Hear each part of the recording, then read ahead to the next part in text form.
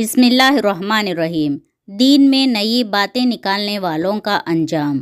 سیدنا عبداللہ بن مسعود رضی اللہ تعالیٰ عنہ سے روایت ہے کہ نبی کریم صلی اللہ علیہ وسلم کا ارشاد ہے، حوض کوثر پر تم لوگوں کا پیش خیمہ ہوگا اور تم میں سے کچھ لوگ میری طرف آئیں گے۔ جب میں انہیں حوض کا پانی دینے کے لیے جھکوں گا تو انہیں میرے سامنے سے کھینچ لیا جائے گا۔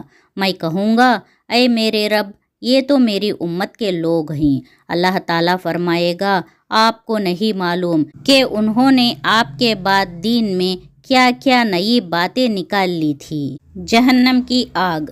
اے ایمان والو، اپنی جانوں اور اپنے گھر والوں کو اس آگ سے بچاؤ جس کا ایندھن آدمی اور پتھر ہیں۔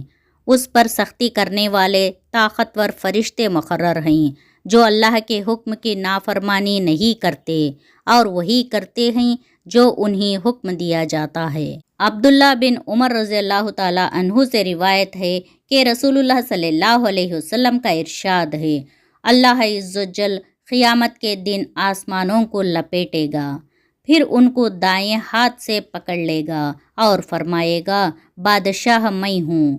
آج دوسروں پر جبر کرنے والے کہاں ہیں؟ تکبر کرنے والے کہاں ہیں؟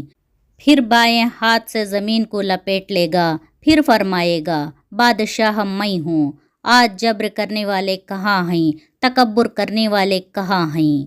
اللہ سبحانہ تعالیٰ کا ارشاد ہے، جب وہ کفار جہنم میں ڈالے جائیں گے تو اس کی چنگاڑ سنیں گے اور وہ جوش مار رہی ہوگی، معلوم ہوتا ہے کہ غضب سے پھٹ جائے گی۔ جب کبھی کوئی گروہ اس میں ڈالا جائے گا تو اس کے داروغہ ان سے پوچھیں گے، کیا تمہارے پاس کوئی ڈر سنانے والا نہیں آیا تھا؟ حضرت ابو ہریرہ رضی اللہ تعالیٰ عنہ سے روایت ہے کہ نبی کریم صلی اللہ علیہ وسلم کا ارشاد ہے، تمہاری یہ آگ جس کو ابن آدم روشن کرتا ہے، جہنم کی گرمی کے 70 حصوں میں سے ایک حصے کی حرارت کے برابر ہے۔